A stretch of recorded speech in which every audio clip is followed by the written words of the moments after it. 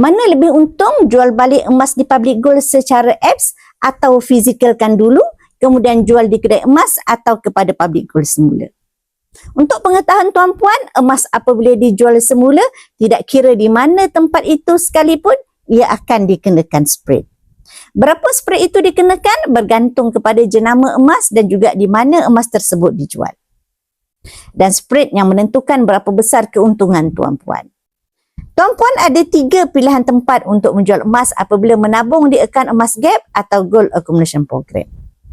Tempat yang pertama adalah jualan terus emas melalui akaun tanpa perlu fizikalkan emas tersebut. Spread yang dikenakan adalah 9% apabila emas tersebut dijual melalui akaun. Pilihan yang kedua adalah menjual emas dalam bentuk emas fizikal di cawangan Public Gold. Emas fizikal jenama Public Gold yang dijual semula kepada Public Gold, spread value adalah 6 ke 9% bergantung kepada saiz item. Spread untuk semua emas berat bawah 10 gram adalah 9%, emas 20 gram 8%, 50 gram spreadnya 7.5%, 100 gram 7% dan 1 kilo dengan spread paling rendah iaitu 6%.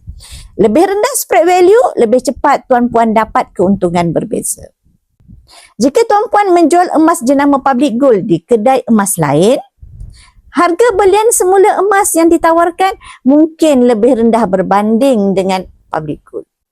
Ada juga kedai emas yang mungkin tidak mahu beli balik emas Public Gold. Bukan kerana emas ni tidak laku, tetapi ia bergantung kepada kemampuan kedai tersebut untuk beli semula emas ini.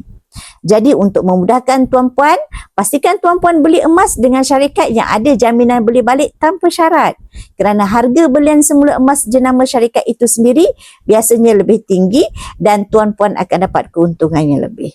Semoga perkongsian saya memberikan tuan-puan manfaat dan boleh follow saya untuk info lanjut tentang emas. Tuan-puan boleh rujuk video saya di profil 5 langkah daftar akaun Public Gold. Saya akan bantu tuan-puan dalam cara dan langkah-langkah simpanan emas yang terbaik untuk tuan-puan.